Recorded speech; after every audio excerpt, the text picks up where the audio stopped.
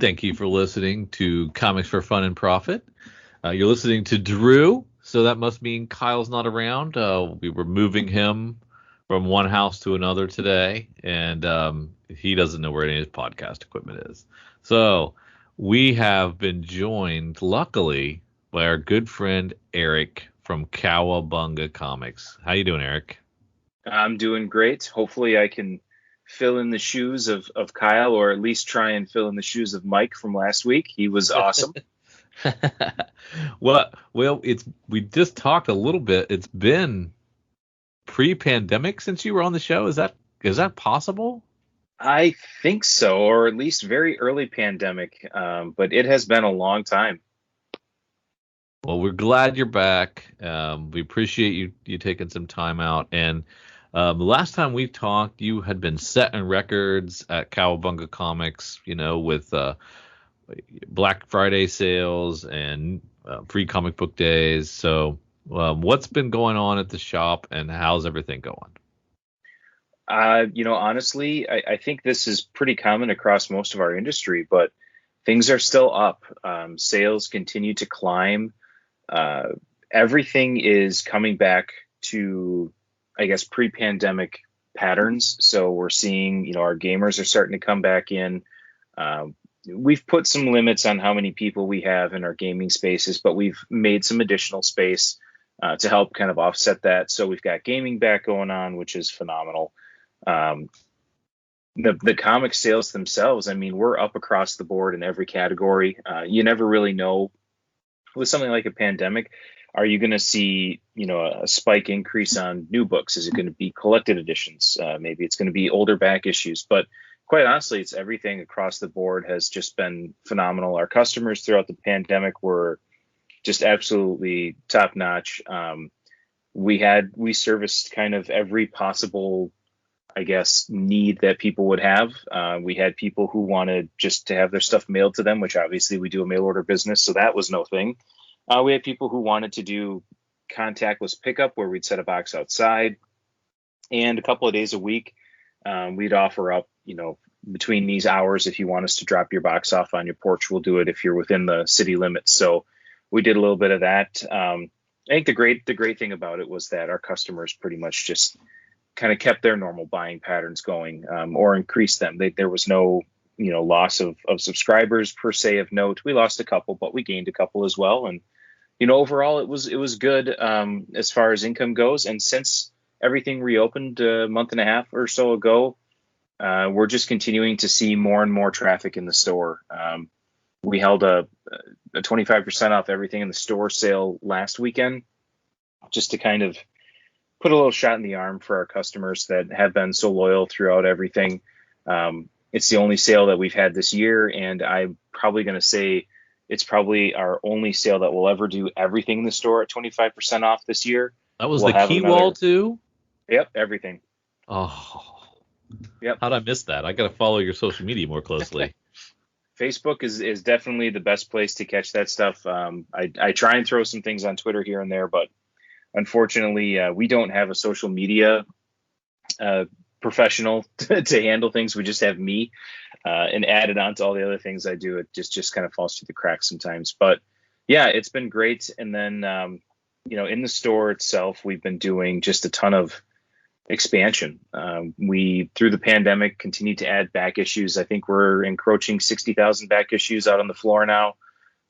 Between our priced back issues, the wall, our sets that we do. So if folks are looking for runs, we put a lot of sets together. So we've really beefed that up.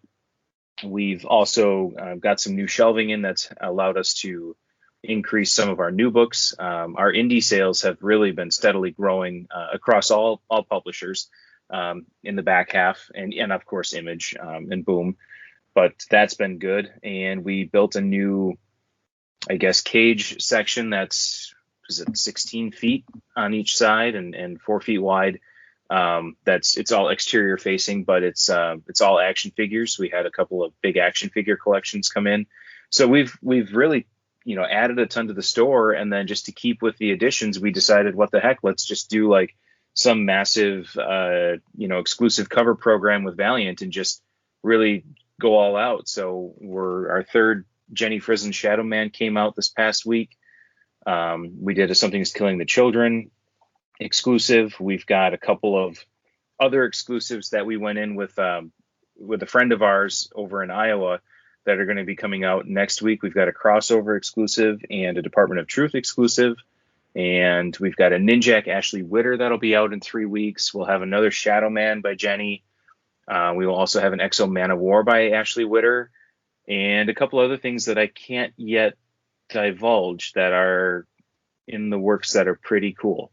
Now, explain to me, because it was Jimmy's Bastards. Yeah. Was your first, you dipped your toe in, and you got a Phil Hester, Jimmy's Bastard, issue 4, I believe. And yep. Then it was kind of, you like didn't do any for a while. So right. What made you open the spigot wide open and go crazy with all these exclusives? Well, so we did the Jimmy's Bastards, and then we had a little bit of a gap, and then we had an opportunity to do the Bloodshot #1, Tim Seeley.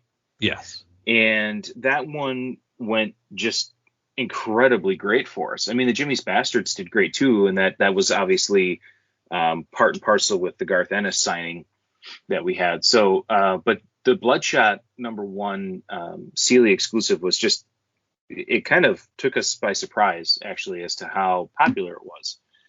So we kind of just thought, it's something we want to get back into. There's some pretty steep buy-in components to like Marvel and DC, where you're looking at very substantial print runs. And when you're new to the game with those big dogs, you definitely don't get first pick of artists. And traditionally, they're just going to give you a list of artists that they have that are house artists that you can pick from. And I think that there's ways that you can, work agreements in, but we're talking some of those just to get it started. You're $13,000 to $15,000 in. Wow. So it's a big buy-in. We went in with somebody on the Star Wars Bounty Hunters Alpha, the Jandarisma that we have. So we did go in on that one, which was a big buy-in. But coming through the pandemic, we were talking a lot with Valiant. They were one of the best publishers throughout the entire thing. They were sending us care packages frequently. A lot of stores got them from Valiant that had, whether it was a glass cover or some gold covers or signed books, things like that. And the express intent was that we would sell them, whether it was on eBay, Facebook, through the store, but it was just ways for us to keep some extra income coming in. And so we just continued to have great dialogue with Valiant. They've been good partners to us, done a lot of really good in-store promotions with them. And they've always just been very open with us and willing to listen to our ideas. One of which, like I said, is one of the really cool things that we haven't announced yet that's coming out that I just think is phenomenal. But anyway, so we were kind of talking with them and saying, we'd be up for doing some exclusive covers, if it works out as far as the print runs and the costs and stuff like that. And so we just gave them our top 2 artists, Jenny and Ashley, and they got us books for both of them that are significant. And the print runs came back at great numbers for us that we're really happy with. Obviously, the art that the 2 of them do is just out of this world.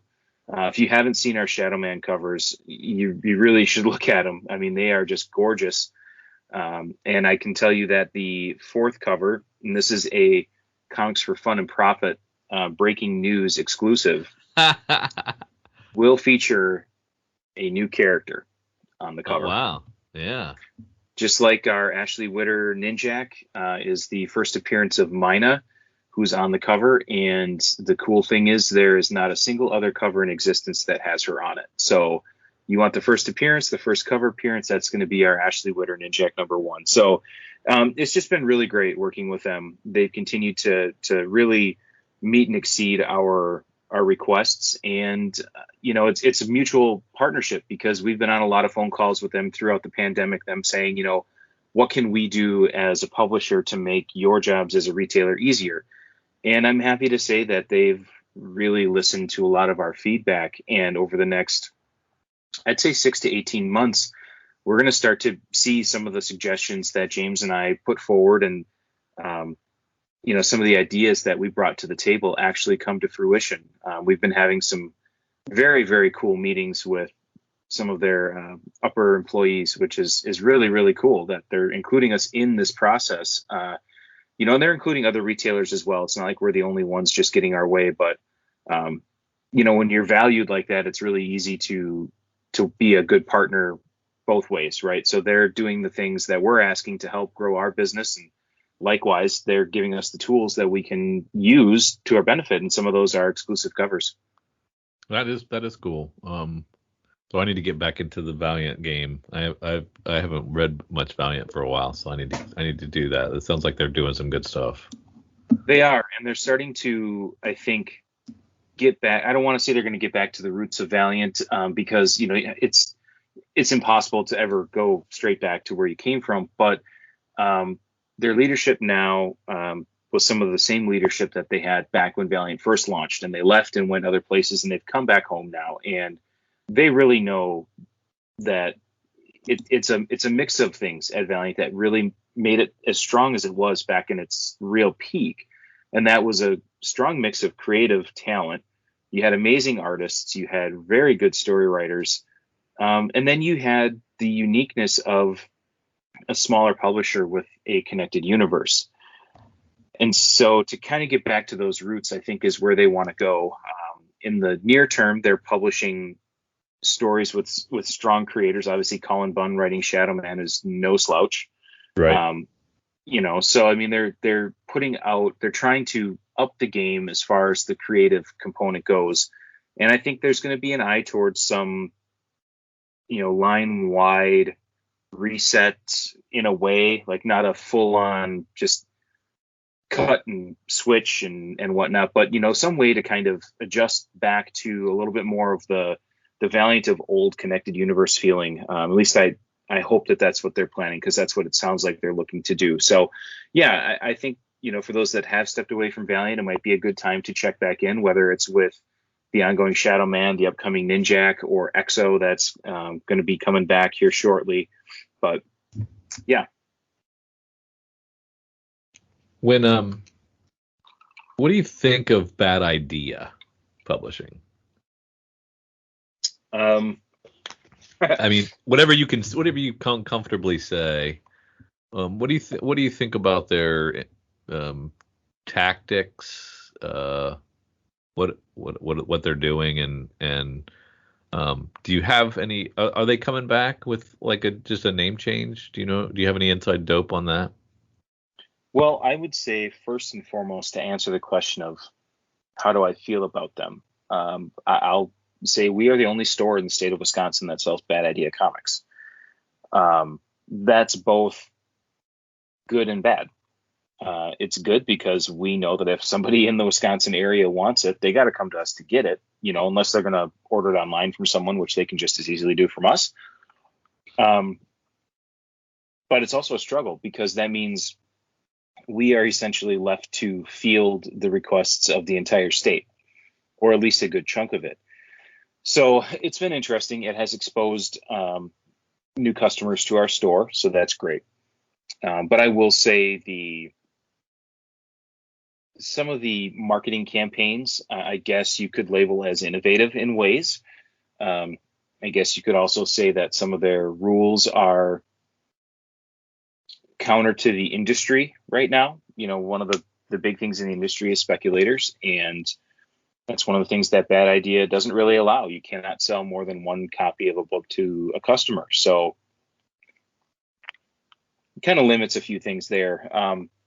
I think if I had to sum it up, I would say that they're doing a great job with their social media, getting their fans riled up. I don't think that they're really generating a significant amount of new fans, or fans who have not previously read material that has been put out by the individuals that are running Bad Idea. So I don't know how well it's working in that form and fashion, because they're not in previews world, and they don't have a lot of stuff coming out. So that's, I think, a struggle that they have. for the name thing or for Bad Idea closing. There was an interview on another podcast where Dinesh made a comment that they were going to go away and come back as a different name. It seems like this group would not be the kind to just throw in the towel as quietly as saying we have a final five and we're going out. So I think we're just kind of expecting that something will come up, whether it's a name change, whether they say, psych, we're back in the game. But it seems very unlikely that they would disappear. Yeah. Now the final five, you have them available, and for online customers, they don't have to be in Wisconsin. They can still get them. Correct. But it is. I was correct in saying you do have to order all five series and all 3 issues of each series in advance, correct? Yes, through us, that's what we are doing, unless you come into the store on the release day and then take the gamble of do we have it or not. There's a couple of reasons for that. So they are available on shopkowabunga.com. The pre-order period passed yesterday, so we have a set number that we've ordered. So our discount is no longer on there. We had a 25% discount for the whole thing. And that has kind of been what we were doing once we got into a rhythm with Bad Idea, was 25% off if you ordered the whole series, to take a little bit of the sting off. But the real reason why for pre-orders we have you pre-order the whole thing is because whatever our order number is for issue number 1, that is the same order number we have for the rest of the issues in that story arc. So if we order 500 copies of number 1, we're ordering 500 of 2 and 3 regardless. We don't have a choice. And we can go back later and reorder books, but then, if they're out of first prints, then we'll get not first prints. And there's people that don't want that. So what they're trying to do is get you to, I guess, order as many of the first issue as you can, because they know that in the industry, the first issue always has the highest print run. And so what they're trying to do is get you to order up on that. And then by doing so, they require you to get the rest. So we're trying to take a little bit of that and pass it on to everyone equally and say, okay, we'll order the books, we'll get them in, but you've got to, throw some skin in the game too and help offset some of the risk that we have. Oh, okay. So this is you guys have decided to do the bundle of all 15 issues, right? To kind of absorb a little of the risk for everyone, but that might not be the case everywhere. Right. And there will be, inventory allowing, we will put single issues up on Shop Kowabunga. I know we have Tankers 1, 2, and 3, all first prints up there. ENIAC 1, we do not have any first prints, but we do have not first prints. And then 2 and 3, I have to get loaded up on the site as well. I think we still have a couple of Whalesville left. So, we will post them, inventory allowing, but they're going to be cover price at that point. And, that's just kind of the way we got to do it, just because it's a very different system. It's not like, not like going through Diamond or Lunar. And are they all $7.99, or is that just because that's just how it averaged out? Are some higher or lower than others? That is how it all averaged out, because what ended up happening was they just gave us the total, like, this is the total amount. So I think there's probably going to be a couple $9.99 and a couple of $5.99, something like that. Gotcha. Seems like the way that they've been doing it. So do you think they learned any lessons that they will take to their next publishing venture of what worked and what didn't? If they did learn any lessons, I'm afraid to say that the lesson they learn is they can do whatever they want and get away with it. Yeah. I mean, that's just the honest to God truth. Yeah. Now we're 4 or 5 months out from the Penguin Random House taking over the distribution of Marvel Comics. October 1st. Yeah. And so how have you had more communication with them? Do you have a good plan in place? You is that going to be seamless for you guys? And I'm assuming it will be for your customers, because you guys always make it seamless for your customers. But how about for you guys? Yeah, it will be seamless for our customers, but it is going to it's going to add some process to us, just because Diamond set the tone for the comic industry when Lunar and when UCS was in the game set up. They basically mimicked the patterns that we have with Diamond, because it was like, well, this is the industry expectation, so this is what we have to pattern ourselves around. With Penguin Random House, it would kind of be, I think, it would be like a mom and pop, I guess, hardware store going to Home Depot and saying, you need to do it our way. Right? Home Depot is going to say, go pound sand. We're not changing anything. We have an entire corporation set up around this. So, Penguin Random House, their distribution is very well set in how they do things. So their website, their back end stuff is set one way, and we'll have all the same information. We'll have all the same capabilities. We should have a better inventory to draw from. So all of those things will be good. It'll just be a change for us in making sure that we, learn how to maneuver the site and handle everything going into that part. But like you said, customer experience, you order your books, you get your books, unless there's damages or shortages, and that just is part of the game. But yeah, it should be relatively seamless. Well, Lunar decided to, DC and Lunar decided to shift to the Tuesday release date. So is it possible that Penguin could do the same with maybe Marvel wants Thursdays? Well, they wouldn't want Thursdays. The reason that it moved to Tuesday was to line up with all other media and pop culture releases.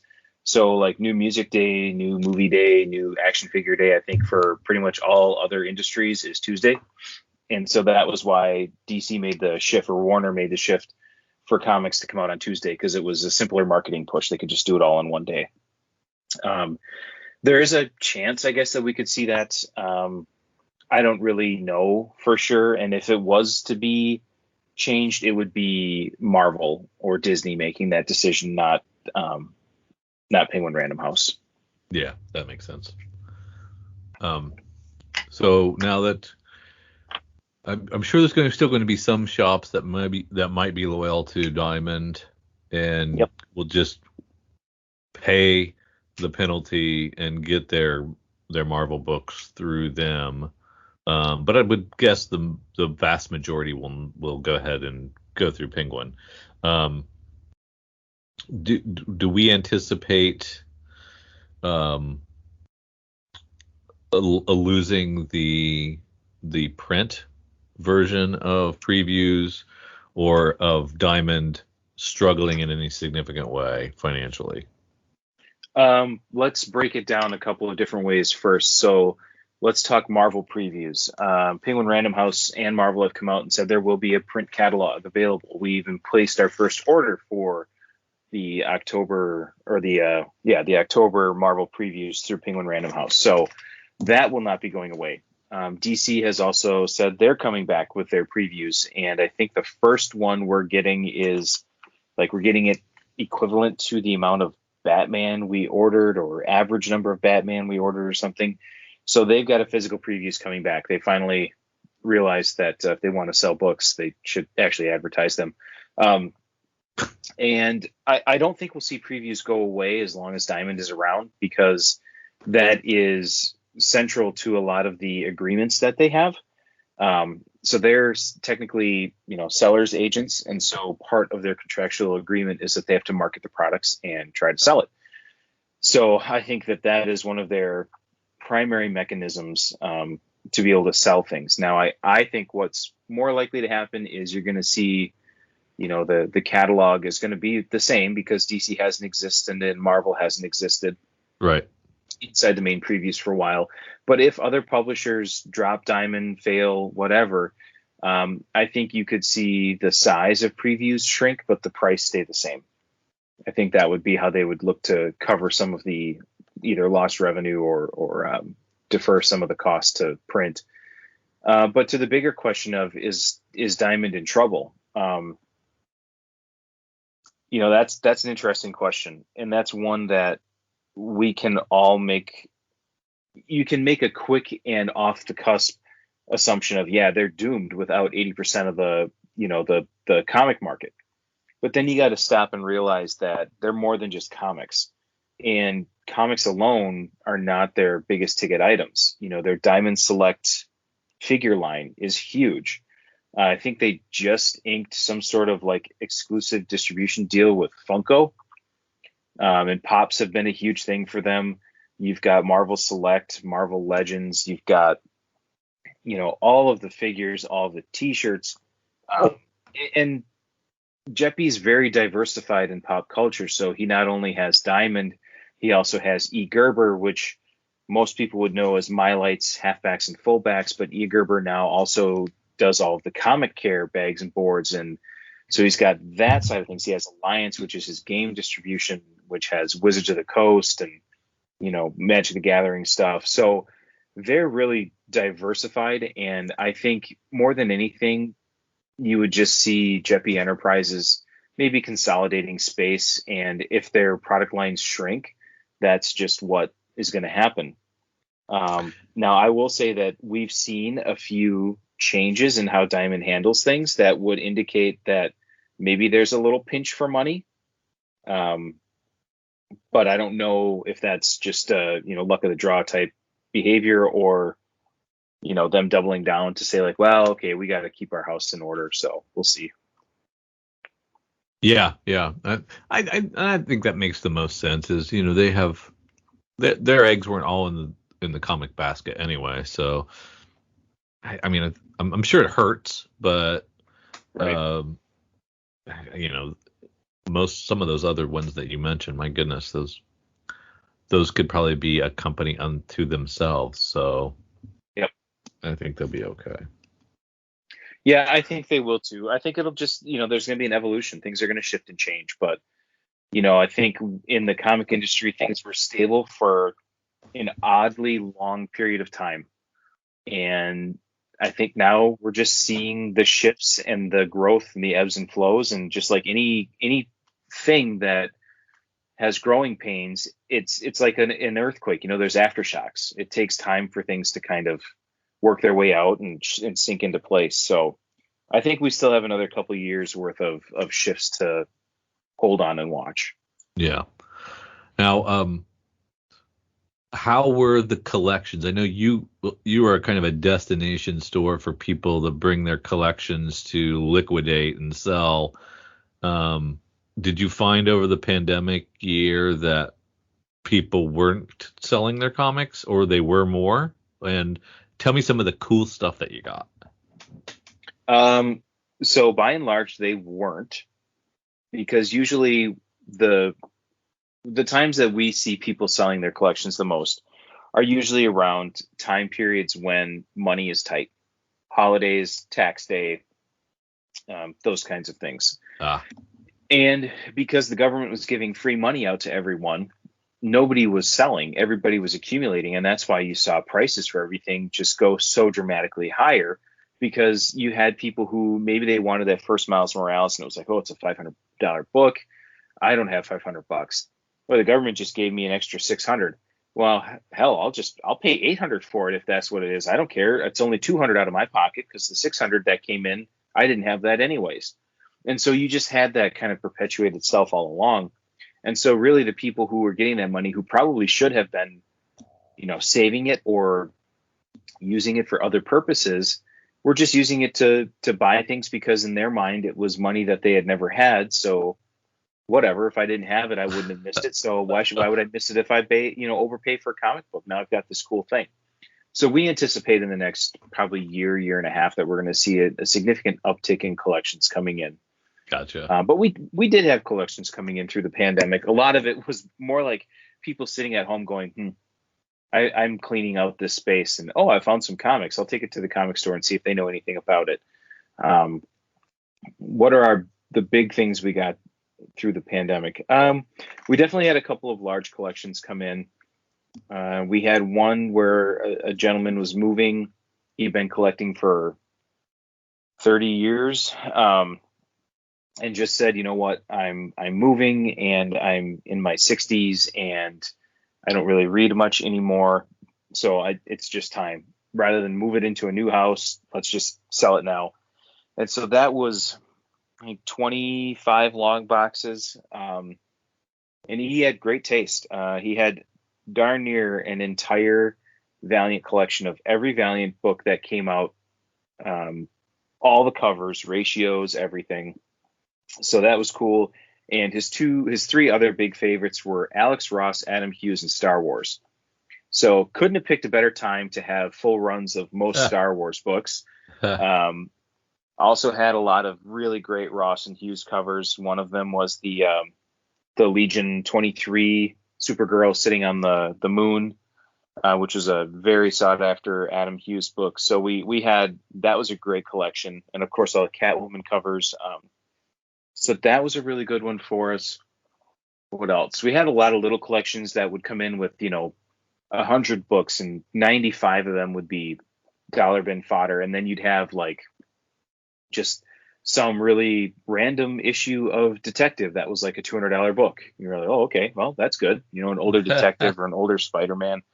And then like I said, we bought a couple of big figure collections, but one of them was massive. I think it was almost 4,000 action figures. Everything from the X-Men, the original X-Men figures, still on their cards in packages, Star Trek, a bunch of Batman Adventures, every one of the Batmobiles, the Batboat, the Bat Ski, all of those things, G.I. Joes, you name it. The collection was massive. It came in on literally 2 trailer loads, on a 15-foot trailer with boxes. And so that was the better part of 3 days processing and getting it out. But so we had that one, and that was probably the other big one that came in. That's pretty cool. How's James' passion project of his vinyl section? Is it continuing to grow? Yes, actually, that was another collection that came kind of to us obliquely, where a gentleman came in and he goes, "Oh, you've got vinyl." And we said, "Yeah." And he goes, "Well, I collect vinyl. I'm going to go look." And he was going through and he found, I don't know, maybe 8 or 10 records. And he's like, "I have all of these in my collection, but yours are in so much better condition that I'm going to buy these and swap them out." And then he goes, "I have a lot of doubles and triples. Would you be interested in buying them? Because I only need the best condition one." And he goes, they're heavy to carry around. And so I just haven't ever moved them. And so James went to his house or whatever and, looked through everything. And it was all the stuff that we like. It was, metal and rock, just all sorts of great stuff, like multiple copies of Led Zeppelin, 1 through 4, just fantastic stuff. Rush, Metallica, you name it. I mean, it was all there. Some of it was a little bit beat up. Some of it was still in really good shape. So that must have been 500 or 600 records that came in with that collection, which really helped to beef things up. And yeah, so now the vinyl section went, I think the last time you were at the store, the vinyl section was probably maybe 100 vinyl records, maybe, and that brown cabinet, like 2 levels, top on bottom. Well, now it takes up I think it's probably a 20-foot section of the wall, and it's 4 layers high and multiple vinyl deep. So it's definitely grown. That's awesome. Let's see. Free Comic Book Day is, remind me, August something? It's August or September. I can't even remember anymore. Okay. So shifting. Do we you have big plans for the day? Well, we are really good at planning ahead, so we always make sure to give ourselves about 72 hours notice on what we're going to do. It's August 14th. That's right. It's August 14th. So yeah, we'll have something going on in the store. We always do. Always have a sale on comics, whether it's back issues or if it's buy one get one new issues. Yeah, we'll definitely have stuff going on in the store. We'll try and maybe announce it a couple weeks early this time instead of a week early. But yeah. That's and cool. we've pre-ordered tons of extra books. And generally, we use Free Comic Book Day to help out something in the community. Oftentimes, it's been food pantry, so everyone that comes in gets a free comic. But then if you bring some food pantry items, you can, depending on how much you bring, we'll let you grab a couple extra.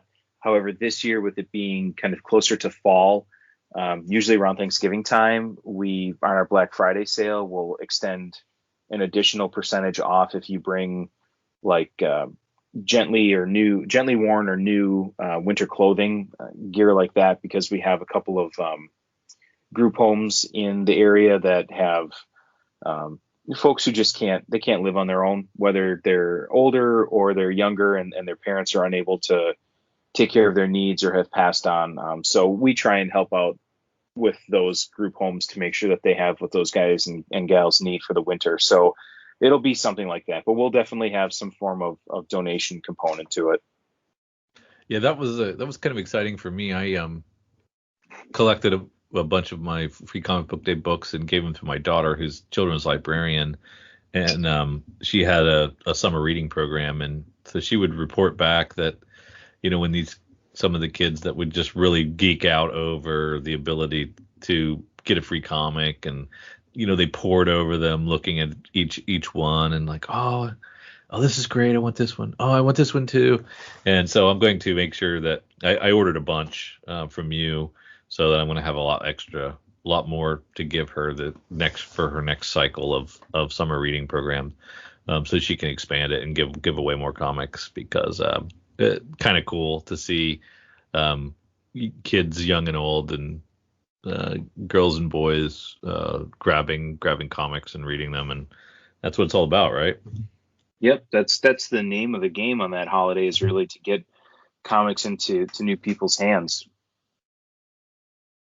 Now, last time we talked, if I recall, you were not able to read as much as you'd like, comic wise. Has that changed? Are you able to read more? It has changed. I'm able to read less. Yeah, it's kind of the punishment of success, I guess, in a way. Yeah, everything has continued to grow and build with the store. So my time has become more and more limited. And it's also in part because my daughter's getting older, and so now there's more activities. We're running to swim team practice and taekwondo, and my wife has this really odd request that I be healthy. So now I find myself at the Y taking classes 4 or 5 days a week, and so it just kind of adds up. And unfortunately, the reading is the thing that seems to get cut the most. And you still but have I a do job I do too, find right? myself reading stuff here and there. So That's good. And you still have the day job too, right? So you have yeah, two. I have Yeah. full-time day job. I've got a team of 3 people working for me there, and managing some research work happening outside of our organization with a couple of partner universities is always fun. If you ever want to have a really, really exciting phone call, get 2 university attorneys that are, one's a public university and one's a private university, and just sit and listen. Boy, is that electric. I don't think so. So you did No, say that's not a slight on any attorneys out there. I don't want the job. I love you, but some of the terms they use, I'm lost. So what are you reading that what are you able to read that you like? I will say that more than anything else right now, I read more manga than I do comics, and it's mostly because of the form factor. It's easy to take, it's light, and I don't really care if my manga volumes get blunted corners, but heaven be with whoever blunts the corner of one of my comic books. So I do tend to take that, and when I take vacation, I'll usually take a Marvel Epic or a DC trade or an Image trade with me, just because it's easier to carry. So in the last couple of vacations I've gone on, I've taken a little bit older Marvel material, not super old, but like some of the Silver Surfer epics that have come out. So I've been reading some of those, and some Doctor Strange. And I'm just trying to think. I'm taking a quick look around here in my office, aka the library, to see if there's anything jumping out at me that I've also read. No, I think those are probably the big things right now. Some manga volumes and then some older Marvel. Very nice. I'm going to take a quick second here to pimp out our Patreon channel. So go to patreon.com/comics for fun and profit, and you can sign up to, if you sign up at any level, you get entered into our CGC Slab contest, where we're giving away a 9.8, a wonderful comic that you can put in your collection that will be shipped directly to you. We've Talk had to two people winners. like me, because I'm one of Yes. the in crowd. Yes, you are one of the in crowd, and we appreciate that very much. Thank you. Um, but also, you get to be a part of our Slack channel and that community that we're building there, and having some great conversations. You get early access to episodes. You get exclusive episodes just for you, and other swag and stuff as we continue to build our channel and our Patreon site up. So we Here's a appreciate. challenge, Drew. Here's what we're gonna do. Okay. Here's what we're gonna do. I'm going to donate. I'll even ship it out of my own pocket. The next 3 people who sign up for the Patreon and keep their membership for 3 months, at the end of that 3rd month, I will send all 3 of them on my dime a full set of our Shadow Man Jenny Frison exclusive trade dress covers. Wow. Wow, that's amazing. Thank you, sir. Yes, you're welcome. So you have to keep track of who it is and get their addresses. But after 3 months that they've been a member, I will send them a set of Jenny covers. So all our existing patrons are going to delete their accounts and start over. so they can get that. But that's awesome. That's awesome. I'll come up with something special for them potentially as well. But it'll have to be inside Patreon that we give that announcement. So yes. It would not be wise to let it slip on this recording. That's true. That's fantastic. So, yeah, okay. So the first 3 new patrons that they have to hang out for 3 months, yes, as patrons, and then I'll send you their information. That's pretty awesome, dude. I appreciate that. Thank you. Yep, no problem.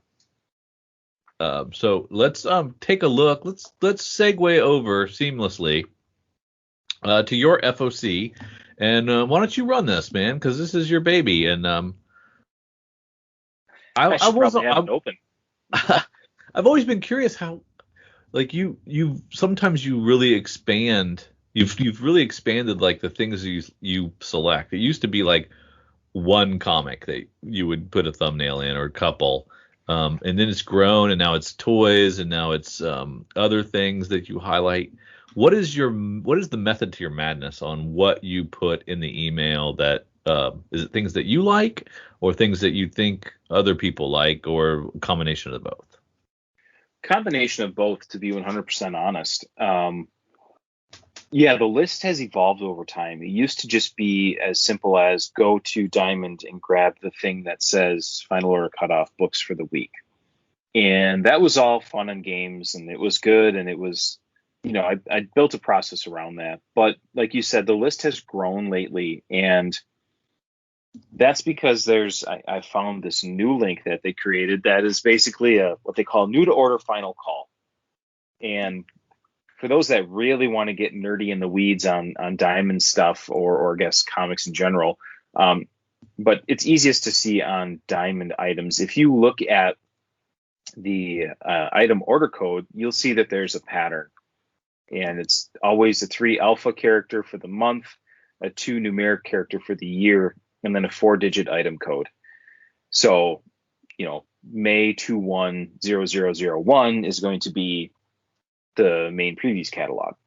But you'll notice in some cases where you'll have the month, the year, and then there'll be an 8 or a 9 as that first digit of the 4-digit item code. And that signifies items that were added outside of the normal preview cycle. So that can be things like FOC covers, second printings, third printings, etc. But then it also can be things like action figures, statues, and whatnot. And those are usually not part of the normal solicitation cycle. And they get featured on the website and in other areas called new to order.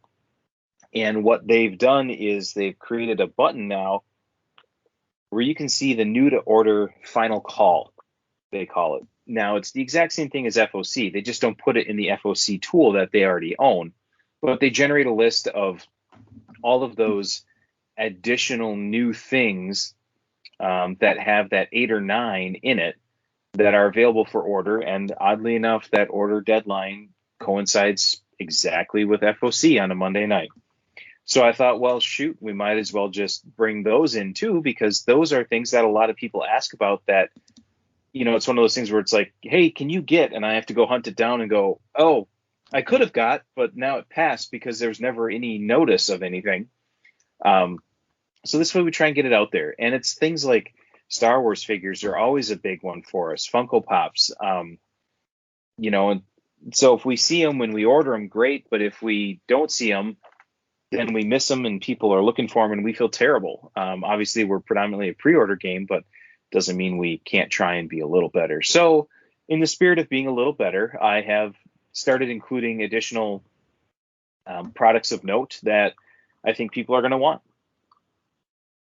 And sometimes that email doesn't come out when I'm recording, but that's okay. Yeah, I'm sorry. The list has gotten longer and the time it takes has gotten longer, but so because you're doing such good work, it takes longer to do. That's when I usually message you and Kyle and say, vamp, just keep it going. Email's coming, 10 minutes. we just talk about like one thing for like an hour waiting for it to come in. No, it's never that long. It never takes that long. I usually try and have it out by about 9:30 Central. That's my target time. But yeah, and then as far as the items that I pick, it's really two things. It's either books that I think people are going to like, or cover artists that I see orders historically are high for, Art Germ, Adam Hughes, things like that. I know that those are going to be higher ordered books, so I can put them out here to catch people's attention. In today's list, there's the Stabity Bunny plush, which is something where I didn't know it was going to be out there. And I figure there's enough people that like Stabity Bunny that would go, oh, he's kind of a cute little rabbit. He looks almost like an Easter bunny. So I threw that one in there, right? Second printings, those don't get a preview cycle. So I tend to like to put some of those in if I think they're, of note. And at one point, I think my FOC thing had like 20 covers in it, and I was like, "This is way too much. That's way too much manual work." So now I'm trying to slim it down to in between 8 and 10 a week. And the best way is still to use the link to get on the mailing list, correct? Yeah, either that or if people forget it, can't find it, whatever, just email me, Eric at kowabungacomics.com, Kowabunga with a K. And that's simple as that. Try and get notes out to you as soon as I can, welcoming you in and letting you know what's coming up. I have to send a note to 2 new folks yet here this evening, so that's exciting. We're adding people weekly, and our pre-pandemic to now, our mail order customers have almost doubled as far as the amount we have. So we still have a ton of interest, and it's growing. That's fantastic. All right, so what do we got this week? All right, so what did I highlight in the email? One of the things I think it's really important for people to be aware of is that whenever there's a holiday that falls on a weekend or a Monday, DC throws us all a monkey wrench and makes the FOC that would normally be due on that Sunday the prior Thursday. So this week's FOC has essentially 3 lists in it. It has DC for Sunday, all other publishers for Monday, and then DC for July 1st. So when you open it up, you're going to be like, holy crap, that's a lot of lines. I did color code the July ones so that folks can see like these are coming out a week later. If you're budgeting, make sure you're aware of it. But in the email, the first 2 items I've got are Shazam 1 cover A, Clayton Henry cover. A lot of people, are interested in getting more Shazam in their hands. So we've got that one out there. And then, like I said, the Stabity Bunny plush, it's kind of cute. not as scary as you'd think for that kind of a book, but he is a cute little guy. And then for the July 1st DC solicits, I put Icon and Rocket Season 1, which we've had a decent amount of interest in. It's part of the it's part of a new launch. It's got Reginald Hudlin, who many of you probably know from writing things like Black Panther. So we're thinking there's going to be some decent interest in this, part of the Millennium stuff. And then Batman Secret Files Huntress in Yvonne Rodriguez cover, which is just a gorgeous cover. And I think Huntress doesn't quite get enough love. It's really good. Yeah, yeah. But yeah, I don't think that Huntress gets quite enough love anymore, so I wanted to feature her. And it's a beautiful cover. Oh, yeah. And then for Image, we've got Mother of Madness, issue 1 of 3. This one is one that we've seen a really good amount of pre-orders for, a lot of interest, people wanting to check it out. The fact that it's a 3-issue miniseries is definitely enticing for a lot of folks. And then there's just a little book called Spawn's Universe next to it that's got a second print coming out, McFarlane cover. I think maybe he could make it in the industry. We'll see, but he's got it figured out. He might. And then for Marvel, Extreme Carnage is continuing. So we've got Extreme Carnage Phage #1, and then for you, Drew, I didn't pick this in Kevich because it's a ratio cover, and I know that this particular podcast, we don't necessarily always like the ratios. So I went with what I thought was one of the top 3 covers, and that was the Delato variant. That's beautiful. And then it is absolutely beautiful. It's probably, I would say it's one of my leading Delato variants, especially in the last couple of years. The Spider-Man stuff is really great, but he does a lot of it. So I like that this is outside the wheelhouse of norm for him.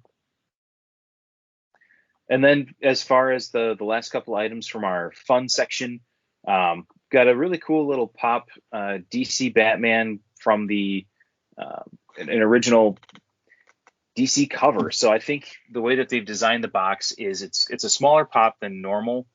Either it's a little bit larger box, but then you have kind of the facsimile comic behind you for Batman #1, which is really cool. And then we also have Star Wars Black Jyn Erso action figure. There's a handful of Star Wars figures on here. And for those of you that don't get the FOC but might be interested in stuff, some of the other items we have in that section we'll be going over shortly.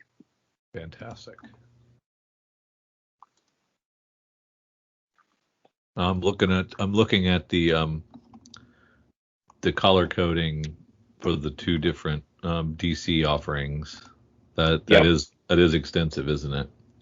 It is. It adds another, I don't know what it was, 50 item lines. So, but we're getting a Superman and the Authority, the last chance to get that. Yep. Blue and Gold #1, last chance to get on that. Blue and Gold #1 was one that I almost put in the email. It's definitely one that we've gotten a decent amount of interest in. There's a lot of people that like, Booster Gold and Blue Beetle. So we have Nightwing 82. Nightwing's been busted. Red hot. Yeah, it's doing well at your store as well, I'm guessing. Absolutely, yes. Every issue selling out. We cannot keep it on the shelf. Tom Taylor strikes gold again. I like that. I like that second printing. They seem to do they pull out the stops with these second prints. For a while they weren't, so it's kind of nice to see that they are. Yeah, I agree. The second print's pretty good. Yeah, that's great. And now, have we had Melinda Zuko on a cover before for 82? It's a good question. I don't think she has been, has she? I don't think so. Yeah, I don't believe so. Is that the cardstock or the? Yeah, that's cover A. She's on the cover A. That's the cover A. Mm-hmm. Yeah. Man, that's tempting. But so is that second printing. I don't know. I might get that for Kyle just because he's not here to pay attention. Yeah, he's the Nightwing guy, just like me. Yeah, he would love that. What else we got here? Well, I guess I got a scout question really quickly. Yeah. Are they being co-distributed by both Diamond and Lunar, or have they Yes. chosen to go with Lunar now? No, they're at both. And can anybody do that when their terms expire with Diamond? They can no Yeah. longer be exclusive with them. They like you can continue to distribute us, but we're also going to go here. Yeah. They once the period of exclusivity is done, then they renegotiate new contracts.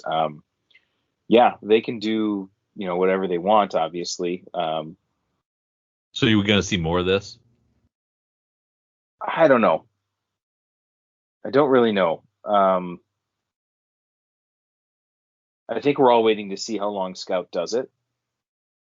Just because every time you add another endpoint, there's an increased cost. So you were just kind of waiting to see. It feels like at some point they're going to pick one over the other. Yeah, and I don't know. And I think it would be a miss on their part if they. Yeah, I don't know. It's kind of wonky. We actually get a lot of our stuff directly from Scout. They self-distribute as well, so we tend to get quite a bit directly from them. But it's weird because sometimes we get books like 2.5 weeks early before release date, and sometimes we get them 2.5 weeks after release date. There's Well, really that no rhyme or stinks. reason.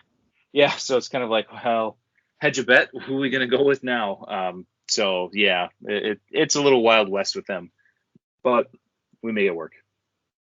And that Soul Stream, they have a great price on it. Is that from Scout? That's $1.99 book. Is that an all ages imprint? Scoot? Yeah, it's their Scoot Yeah, imprint. Scoots, they're all ages. It's kind of like the Boombox imprint that. Yes, yes. Yeah. Yeah, where Spectre Inspector is currently. Yep. Right. Yeah. Right.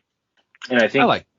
when Lumberjanes was coming out, I think it at least started as a Boombox book. Mm-hmm. And then as we slide down to the 7-1 stuff, we have a Superman Son of Kal-El #1. We have that Great cover. The Great aforementioned. homage cover. Oh yeah.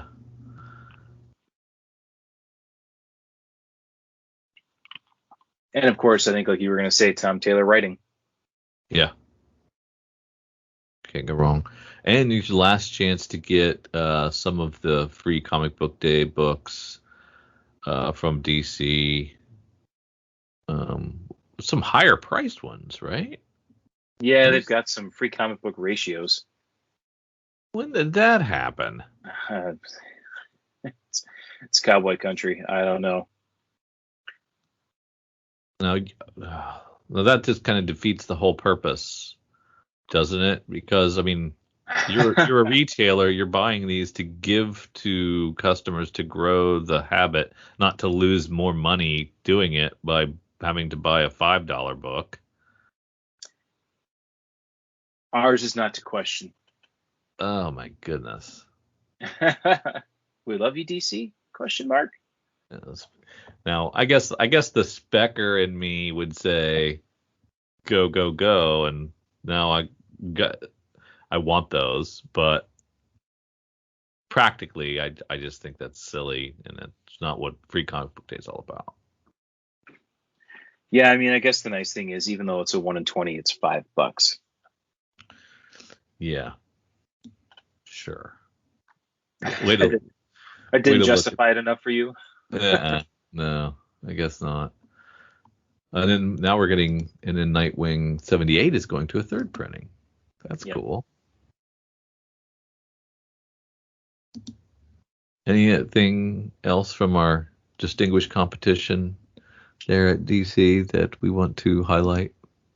I would just say, if I can, the July 1st offerings seem to have a little bit more meat to them based on what we've seen in the store. So Suicide Squad Get Joker #1, that's a new Black Label book. It's going to be in that magazine-sized format. And that's one that we've had a decent number of people looking forward to. Azzarello's writing it, so That one's got some eyes on it. And then we already talked about the Batman Secret Files Huntress. What DC's been doing lately with these Secret Files books is they're kind of doing what they did in the past, putting in little first appearances, new tidbits, things like that. So it might be something to watch from a speculator standpoint there. From a reader standpoint, Batman Reptilian #2, it's a Garth Ennis book. The first issue came out this past week. I did page through it, and it is, in my opinion, it's what I like from Garth Ennis as opposed to some of the goofy, silly stuff that he does. So that one also, a lot of strong in-store sales, but of course we had Garth Ennis in the store, so I think we've kind of tilted it in that favor. And then there was one more. What was the other one that I was looking at? I can't. In the trade section, Batman Adventures Cat Got Your Tongue trade paperback. Great kids stuff and beautiful Darwin Cook art on the cover. So just calling that one out. It's a reprint of older material, but definitely something worth picking up. And for $5, how can you go wrong? Oh, it's Darwin Cook? That's a Darwin Cook cover, yeah. Oh, wow. Nice. Okay, then we get to Dark Horse and bringing back Tales from Harrow County, which brings my heart a lot of joy. I enjoyed that book very, very much. It's really good Cullen Bunn, and they're bringing it back, so it'd be nice to see. And nice when they revisit stuff like that. Yeah, it's a smaller offering from Dark Horse this week, but we also have Black Hammer Reborn on there, and the Black Hammer universe has been a very consistent item for a lot of folks. Then at IDW we have Bermuda #1. It's launching. This is John Layman taking another crack at trying to replicate his Chew success. See how he does this time. Yeah, kind of the solicit reads like a slightly fantastical Conan with a 16-year-old female as the main character.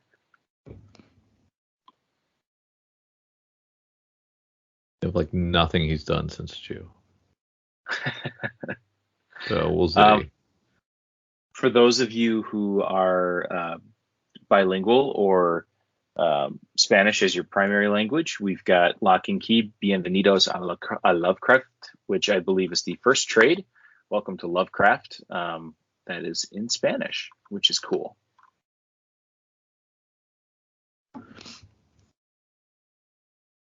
Radiant Black. Go ahead. Nope, nothing. Go ahead. I was going to say a little under the radar action here in IDW is Marvel Action Spider-Man 4.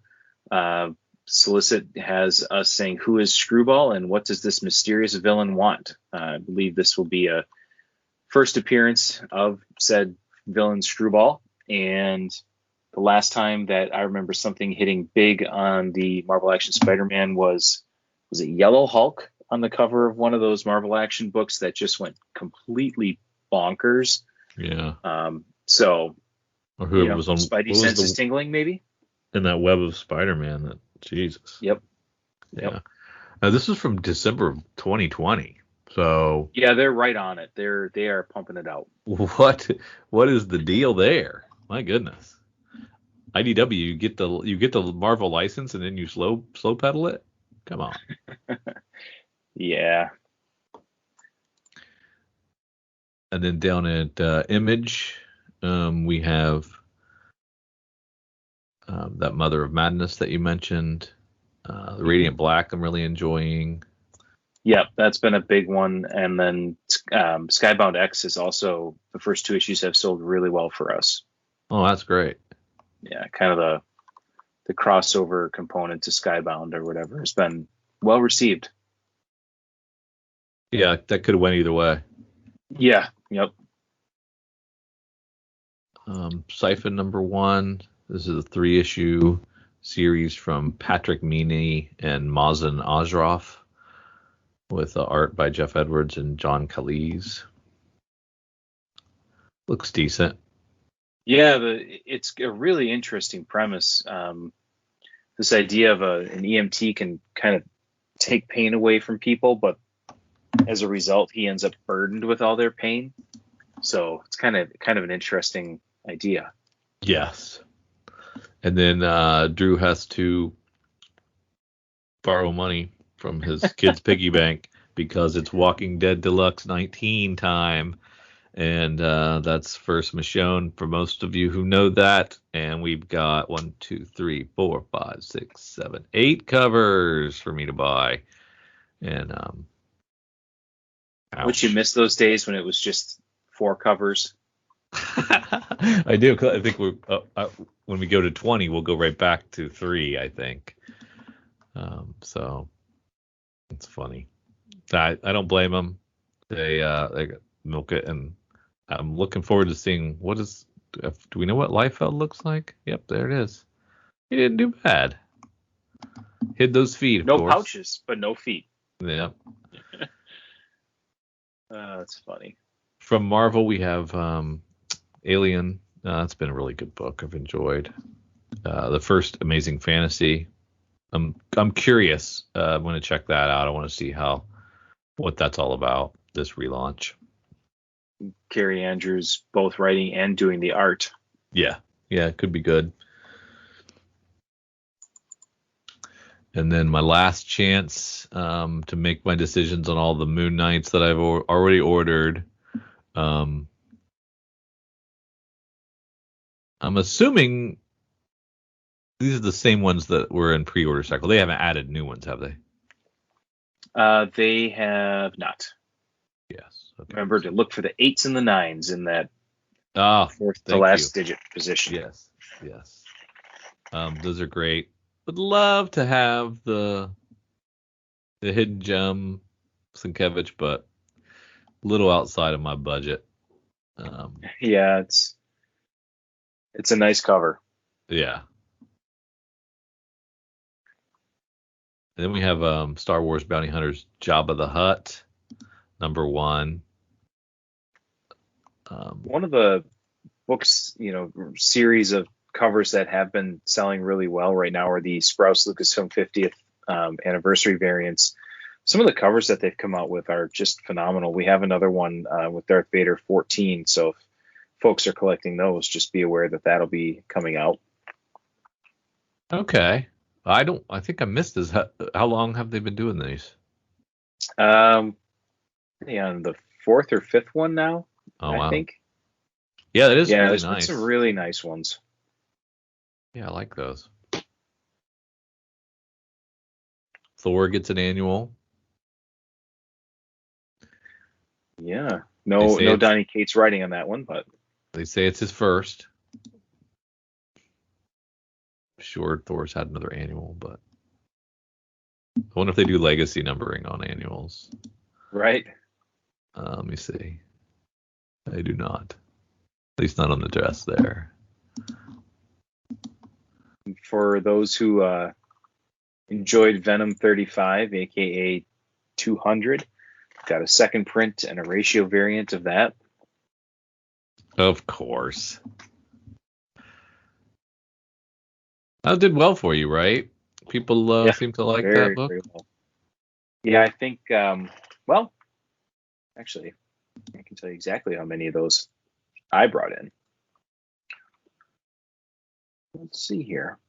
Just click on this button, and then I click on this button, and I scroll down. Okay.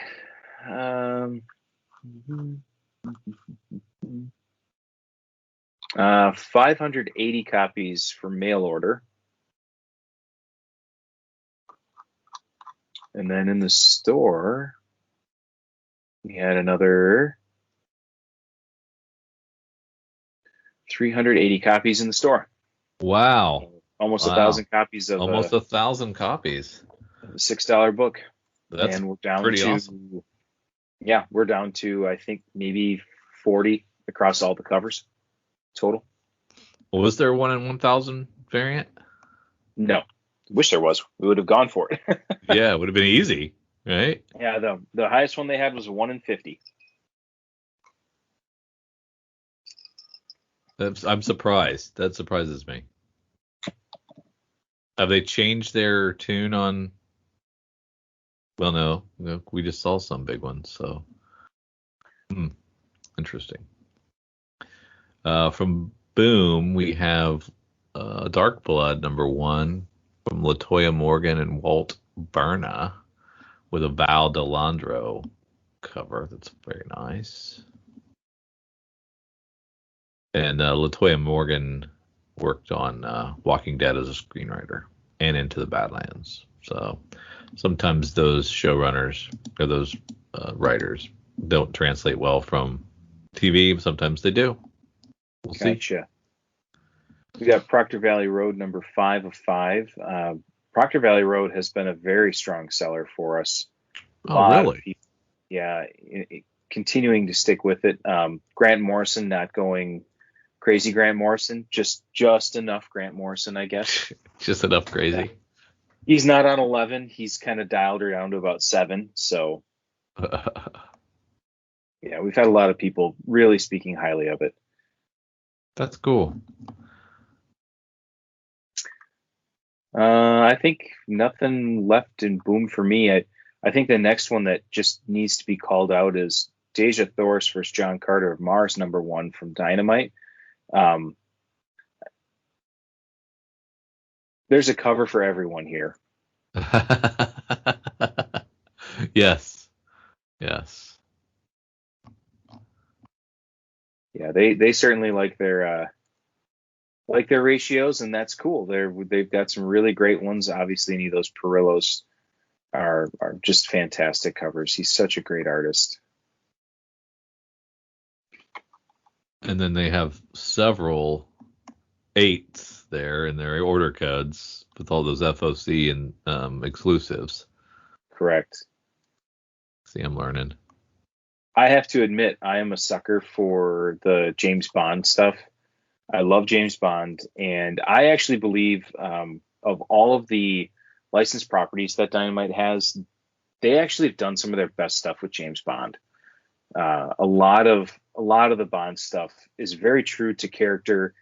Some of it weaves in with the film franchises and books, and some of it is kind of new areas. But I have yet to be disappointed, and I pick them up in single issues just because it's Dynamite, so I'm never 100% sold that it's going to be great, and I always end up taking my single issues back to the store and buying the hardcover when they come out. So if you're a fan of James Bond, I'd recommend maybe checking out some of that older Dynamite stuff that they've got that's already wrapped up. See if you like it.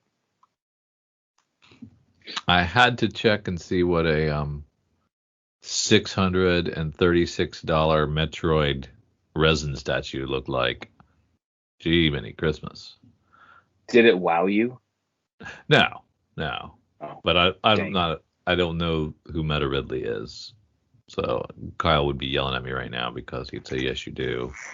It was this person. But yeah, I haven't played Metroid since my Super NES, I think, back in the day. So it's been a while. Yeah, a year or two. Yeah, there's some pretty spendy pieces on here, but there's some really cool ones too, like the Marvel Contest of Champions. There's a Doctor Strange, a Loki, and a Thanos, and for the price for what you're getting, it's not that bad. Fairly good detail. And then, of course, we've got some Alien stuff. So we have Alien Resurrection with the lead alien warrior. So that's great. We've got. I would think we might get some surge in Loki interest. We probably should. In fact, actually, here, I will read this. While I was prepping the FOC, I get a text from my wife. I have a new star crush. His name is Tom Ellis, and he plays Lucifer in the Netflix show, also named Lucifer. And then I said, "What about Loki?" And she goes, "Him too." So I'm toast. Like, I need to change my name to start with an L, I guess. So if it's not Loki, now it's Lucifer. But yeah, we've definitely we've seen an uptick in Loki trade sales. Vote Loki was a big one that I think was a reprint. Was it a reprint?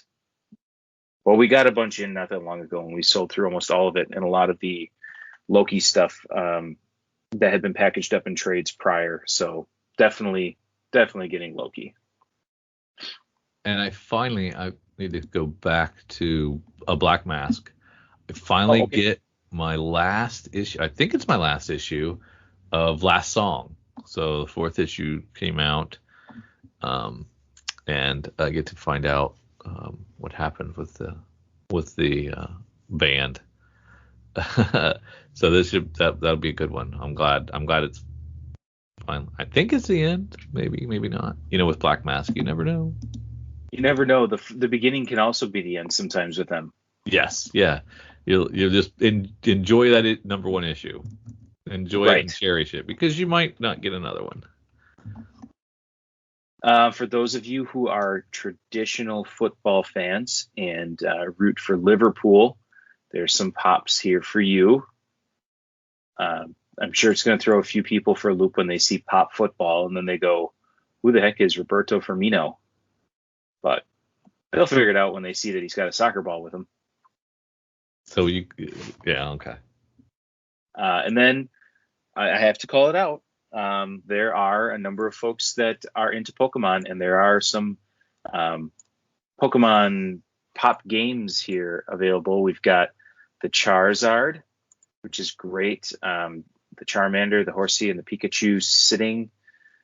These are all traditional Funko Pops, but they're part of the kind of the games section, they call it. Oh, okay. And there's some Star Wars ones too, including a concept Han Solo, which not necessarily the Han Solo you've seen, right? No.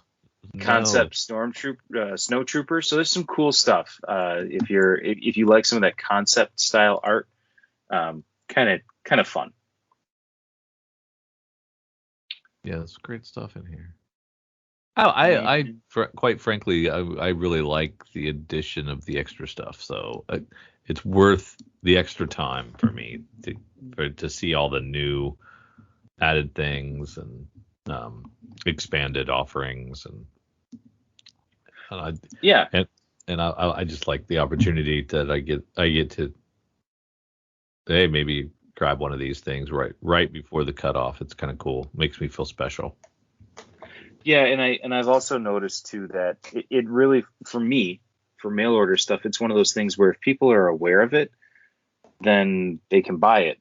If they're not aware of it, then they can't. And then when they do see it later, they're like, oh, could you get this? And it's too late, like I'd said before. So, it's just trying to get a little bit ahead and actually getting as much as I can out for people to see and have a chance to experience. Yeah. And there's some really cool Star Wars stuff in here. There's a K2SO action figure. So if you liked him as a character, I kind of liked him. He was one of the newer character creations that I enjoyed, as well as we've got some other vintage toys. So Rebel Trooper, we've got, the Bo-Katan from The Mandalorian. What else do we have? The Queel, which was the guy that was riding the whatever. Where's Kyle when you need him? He knows what all those animals are called. Exactly. But yeah, so if you're a big fan of that, there's some cool Star Wars stuff in there. But I think that pretty much rounds out our list. All right. Now let's head over to our good friends at Comic Book Invest, and we're going to take a look at the Hot 10 for June 25th. So number one is Stray Dogs. Number one. I love this book.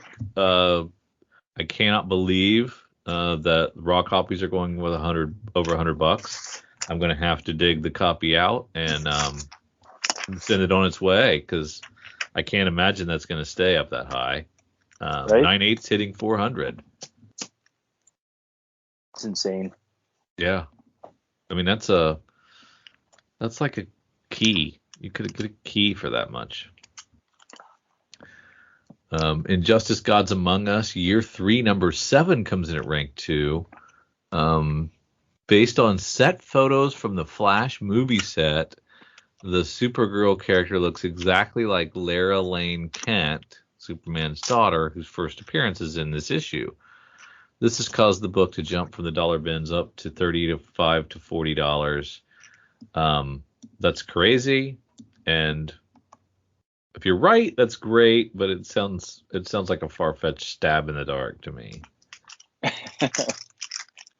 Rank 3, we have Sonic the Hedgehog's 30th anniversary special, the Tyson Hesse 1 in 25 variant. It's going for $60 to $100. I can't imagine how many stores would order 25 of a $9 cover price Sonic special. Probably our good friends at Kowabunga did. But it can't be that if many. Only. If only. No, we did not quite get that high of numbers. This one could easily become a ghost once the initial purchases end up locked away in personal collections. It will definitely become a ghost. Yes. At rank 4, we have He-Man and the Masters of the Universe, number 19, rising in price from less than $10 all the way to $50. He-Man is hot across the board, and this harder to find last issue is bringing the price heat. I did not know that. Fantastic. Yes. At rank 5, we have G.I. Joe 282, the John Royal 1 in 10 variant. This is a 40 to 60 book. Apparently, many stores didn't get their copies, so it appears rare right now. We have to keep an eye on this beyond this week. Did you get your copies? Do you know? We did. We got. We did get the ones we ordered for sure. Fantastic. The weird thing with IDW is that they've been releasing certain books. Like we had 281 and 282 hit on the same day for G.I. Joe, and there was one other title that we've had that same phenomena happening where we'll get 2 issues at a go and then nothing for 2 months. So I don't know if that's across the board for all retailers or just us. But at least they've been having this trouble with the Chinese printing companies and shipping. They've always had these issues. So I don't know what the deal is, if they've ever worked out, if that's part of the problem or they've worked that out or not. There's a solution to that they could have come up with, like different printer. Yeah. Question mark. Yeah. Yeah. I can't imagine the savings are significant enough that to be shipped from China, but who knows? At rank 6, Bitter Root number 14, the Juneteenth variant. From 15, we have $15 to $20 on this. A lot of listings, but a lot of sold copies. I'm sure retailers ordered plenty of this. I'm sure there are other covers that celebrate Juneteenth, maybe, but this one being released right after the holiday probably means a lot to many people. I did not know I think that. It's that, and Sanford Green is he's an African American artist, I believe from New York City, and so he has quite a following, both in the city, just being a resident, and then also in the community, in the minority community. He's an artist that has been able to bring in a lot of people, similar to how Scotty Young has a style that people really like. Sanford has really been able to bring in a lot of people to comics, specifically because of his art. And so I think that this is phenomenal. I thought it was kind of a cool cover on Bitter Root, a book that he's done a lot of variant covers for already and been a key part of the creative team. And this was one that I thought was really cool. I was very happy with the strong orders that I had for it. Yeah. Missed out on that one completely. Rank 7, Sandman, number 8. It's had highs and lows and is currently selling a 9/8, selling in the $1,600 to $1,900 range, which is up significantly from just a few weeks ago. This is a book that continually sells well, and the ceiling just keeps creeping higher. Rank 8, we have Silk, number 4, the Jenny Frison 1 in 25. Another book likely ordered heavy because of the variant. Also, there are store exclusives. Yes, there were. That will push the number of available copies higher too, selling in the 40 to 50 range. There's a lot of Jenny Frison exclusive variants, and we know somebody who has one. Yeah, unfortunately, ours didn't qualify for the Silk one. No, it's okay. This was one that we had strong orders for, as we do pretty much any Jenny cover. So. Yeah, fantastic. At rank 9, we have Marvel Spotlight number 32. It's the 30-cent comic. All-time highs being hit in almost every grade over the past 2 weeks, including a $1,450 for a 9.6. It was half that in March. Apparently, reports say that Spider-Woman movie appears to be focusing on Jessica Drew. Ranked 10, we have Stray Dogs, number 5, the Friday the 13th homage variant, which we, I believe, highlighted at a previous episode. 15 to 20 bucks. Bookend Stray Dogs on the list. They have homaged every horror movie yet? Not quite. The It variant of this issue is doing well too. They have to start an ongoing immediately now that the mini is complete, right? And there was a random image, I think it was in previews for Stray Dogs Dog Days, which I believe will be coming out in November. Ah, there you go. And the honorable mentions, we have the Amazing Spider-Man 667 Del Auto 1 in 100 variant. This sold for $33,000 for a 9.8. So prior, we had the 9.8 sell for around $20K. So this is a massive increase and continues to push this book into its own collecting category. That's ridiculously huge. Holy moly. You've got like 3 or 4 of those, so you're set. I need to be. Doggone it. That's amazing. Do you remember last week was Nice House on the Lake number 1 on the list last week? Yes. Okay. It's a good book. It was a good read. I did read that one. Yeah, I really liked it. Yeah. I'm curious where it goes. Can't wait to read the next one. Number 2. It goes to number 2. Oh, yeah. Is that how it works? Oh, usually. I never did put that together. Detective I'm here Comics. to help. In Detective Comics 140, this is an item from the Promise collection, but I'm not familiar with that. It must be like really pristine. It is a new pedigree that came out. So if you want, do you want me to give the quick background on the Promise collection? Sure. Okay.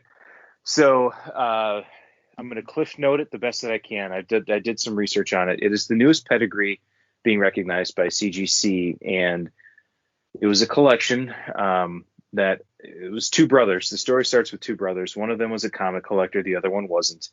And I believe it was the Korean conflict they both went to. And the brother with the comics said, you have to promise me if I don't make it back and you survive that you'll take care of my comics. Well, unfortunately, that's what happened. And so for the rest of the brother's life, he maintained these comics, kept them, wherever he went, they were safe and taken care of. And I believe he has passed away. And so now the family is like, well, okay, the promise was to him. We didn't promise anybody anything. We don't need them. We don't, So they're selling them, or they sent them in to be graded. And a lot of them are coming back as top end of the census books, just phenomenally high grades, beautiful condition. So they were well taken care of. The promise was well kept. And so that's kind of the real Cliff Note version of it. It's a sweet story, and unfortunate, obviously, that the brother didn't make it back. And this comic, just one of his comics, sold for $450,000. Yep. So pretty amazing. All right, now it's time for where we take a crack at our sneak peeks at next week, and we're going to start in DC with at Lunar. Yes, sir. And so these books will be coming out on the 29th, correct? Yes, the 29th. And there's lots of good stuff. We've got Batman and Scooby-Doo Mysteries Extravaganza. So obviously the other Batman and Scooby-Doo crossover did well enough that they're going to do another one. So that's cool.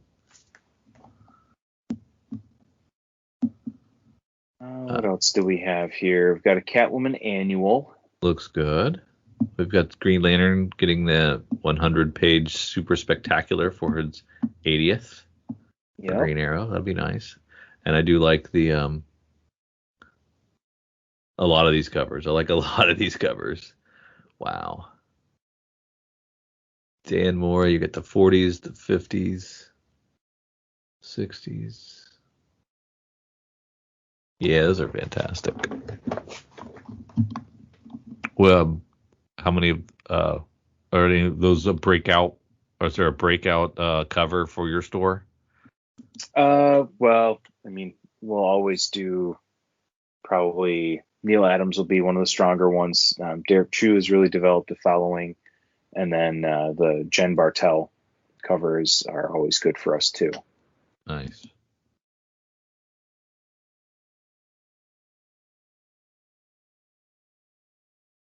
And then Teen Titans Academy gets a yearbook. And I'm sick of Red X. I'm sick of him.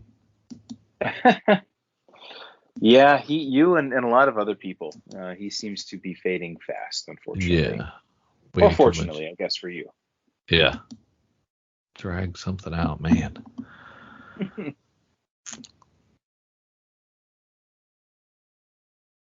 I like how they took Constantine and made him an all ages character. That's pretty cool. The Mystery of the Meanest Teacher with a Johnny Constantine graphic novel. That's great. Yep. Ryan North doing the writing.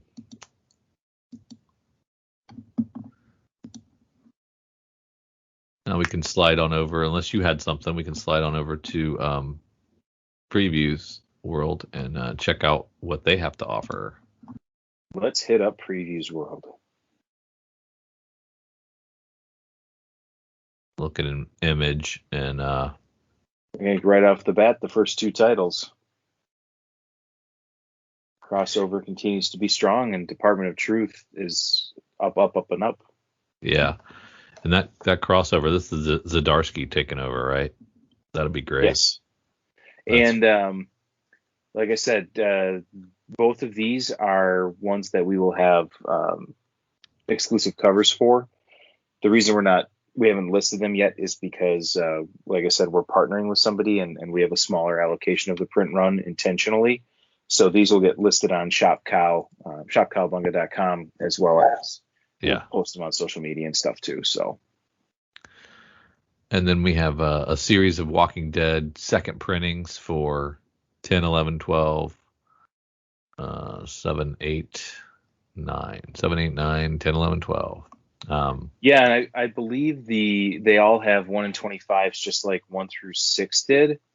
And let me just check and see if the sales are still Undead Deluxe second print. Gotta check the old eBay really quick. But at one point, a set of the original 6 is going for like $400 to $500 in some instances for the 1 in 25s. Coming down to looks like about $300 now, but there is a 550 that sold not that long ago. $550 for all 6 of them. And then for this one, they're pre-selling the sets for about $300. So if you're a person who likes ratios and Walking Dead, that might be something you want to look for. Yeah. Then Dark Horse, we have Parasomnia #1, which is another Colin Bunn book. Yeah. Got to back up just a little bit to Everyone is Tulip. So Dave Baker actually put a call out to anyone who was getting this book in that he and Nicole, I don't want to mispronounce her last name, so we're going to call her Nicole.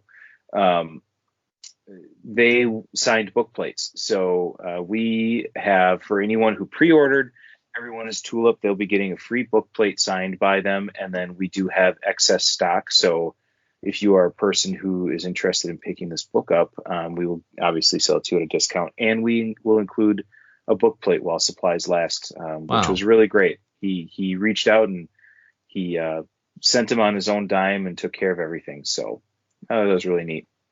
Very cool.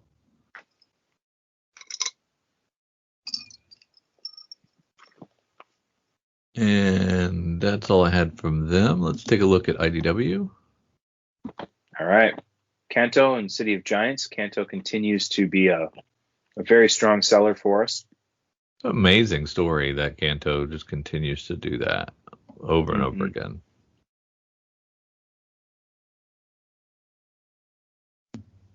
Got a couple of the Marvel action releases, Captain Marvel and Spider-Man.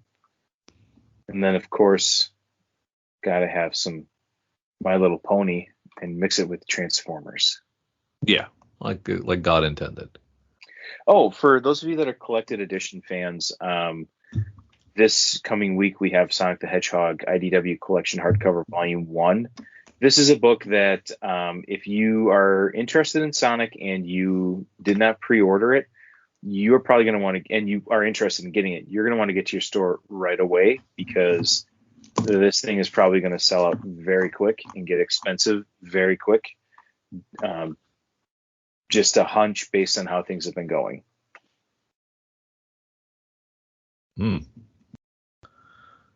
Interesting. And then we've got a new Usagi Yojimbo #1 Usagi Yojimbo Dragon Below Conspiracy coming out this week. So as we slide down to Marvel, Eric's favorite publisher. They hardly put anything out. I know, they have such restraint. Black Cat Annual, and I don't know, is Jed writing this annual? Yes, great. Jed McKay's been crushing this book. It's been really good. Yeah, a lot of people have been very, very high on it. That's good. Not just me. Not just you. And Black Widow is another one that people have been pretty high on, especially, I mean, it's definitely big with all the Adam Hughes collectors. He's doing great work on the A covers. Yeah, I think I missed out on Black Widow. I think I just got the first one and sampled it, and too many books sometimes. Mm-hmm.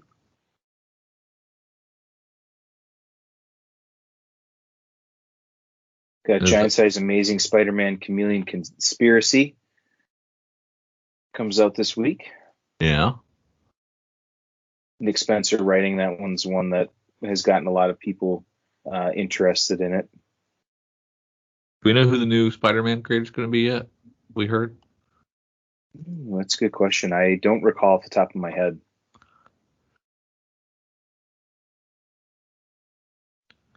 Probably give it to Cates or Al Ewing. Well, hey, those are two strong writers, so I wouldn't be. I wouldn't be. I guess, they write dismayed. half of Marvel's books. We got Shang-Chi #2. Feels like that was quite a delay between 1 and 2, but maybe it's just. I think you're right. Because the space-time continuum is thrown off by COVID, that everything feels long and short arbitrarily. It does. If maybe there was a 0 issue or something, because it does seem like it's been a long time since the first issue. With Dr. Aphra and High Republic, so another double up Star Wars week.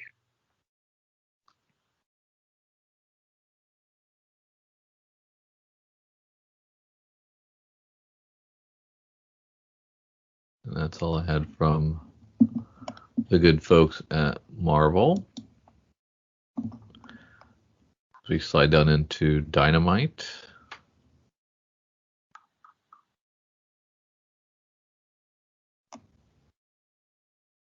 Always like to check out the cosplay covers for Vampirella. Those are fantastic.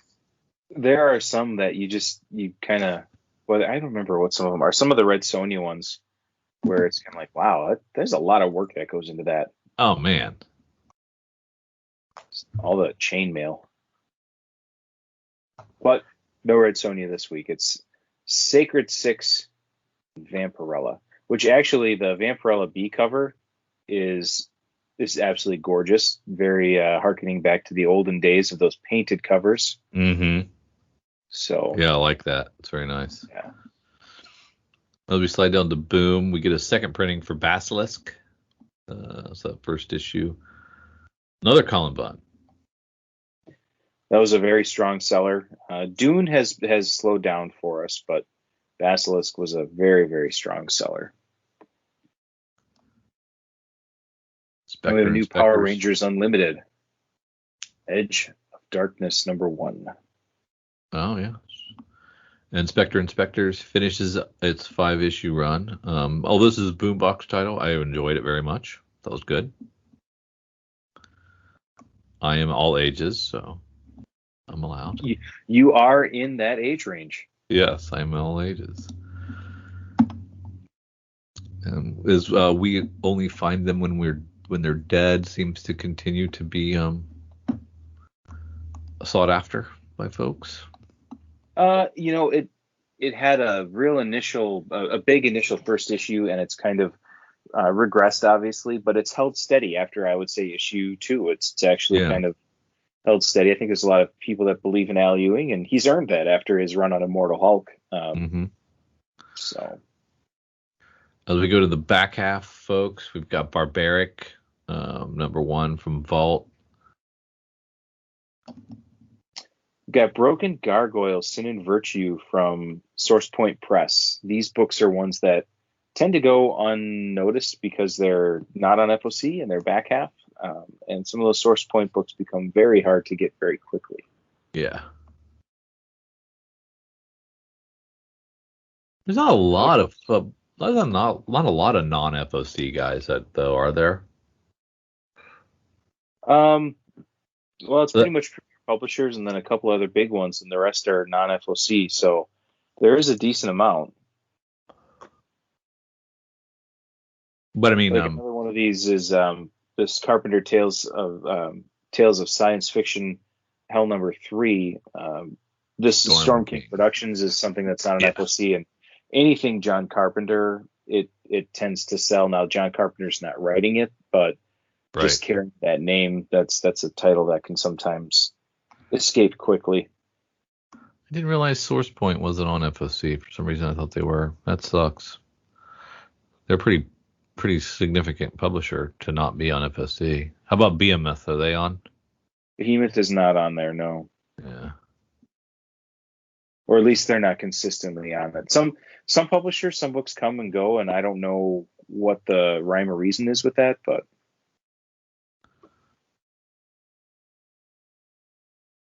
yeah, there's got to be rules or something something has to make. Yeah, I don't know what it is either, but I'm sure there's some reason for it.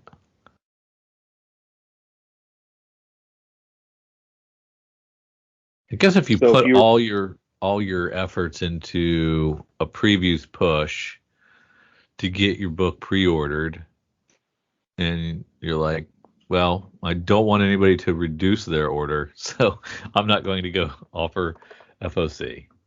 Right. I guess. I don't know. I can't think of any reason why you wouldn't want to be on there, but that might be one. Did you read Providence? Yes. And now we've got Nightmares of Providence #1, Siren variant. We've got a Custa Rap variant, Curious variant, Wheatley's variant. So if you're a Providence fan, we've got some reappearance here.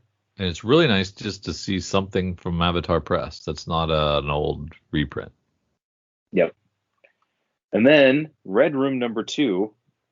Red Room #1 flew off the shelves, came right out of nowhere from Fantagraphics, and I would say this, it's writing and art by Ed Piskor, so I would say this is one to keep an eye out for sure. Yeah, I don't like the FOC incentive cover much, but I do like the standard cover A, and of course the 10 copy FOC is nice by Piskor, but not the B. It can be yours if you want it to be. Yes. We Live #1 going to a 4th printing. This book continues, just absolutely continues to reprint. So there's people out there that want it, and I believe, was it just auctioned not that long ago? I think so, yeah. So Aftershock knows what to do with their properties. and I'm then really everyone is aware of White Number One. This is a book that if you pre-ordered it, you probably still aren't going to get it. It was limited to 2,500 copies, and no matter how many your store ordered, if they ordered, I think, more than 10, they're being allocated 2. So that's the most any one retailer will have. wow. So that will be a hot book. Yes.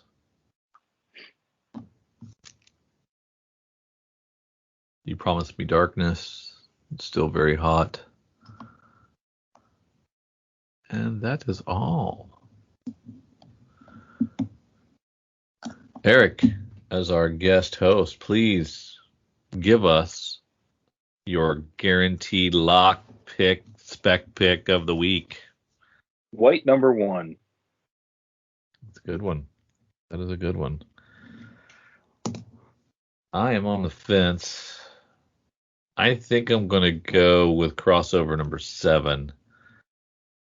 Just because of the uniqueness of Zdarsky taking over the book. My second pick is going to be Red Room number 2. Yeah, that's a good one. That's the one I was flip-flopping on. Eric, thank you so much for coming on the show. I appreciate it. Anything you need to mention as far as ways to contact you or anything? Did we cover it all? I think we covered it all. That's probably the best way. And I promise, if you heard me shuffling through things at one point, I know I have something in one of my long boxes in this office that I'm going to pull out that will be the sweetener compliment to those folks who are already patron members. We'll give them something nice. Wow. So yeah. So not only are we doing our CGC 9.8 slab contest for new for all members. We are also doing, Eric has graciously offered to give the, which book was it? I will do a full set of the Jenny Frison Shadowman covers for the story arc 1 through 4, trade dress covers for the first 3 folks. That is amazing. And he's even sweetening the pot with something else that's glorious for existing patrons. So you win something, you win something, you win something. Yeah, you might as well just call this Oprah's Patreon at this point, huh? I mean, holy moly, we thank you very much, Eric, for that. And thanks for coming on. And we look forward to the next time when you can squeeze us in. Appreciate it. Yeah, no worries. When Kyle goes back into witness protection or whatever he needs to do, maybe I'll resurface. All right, take care. See ya.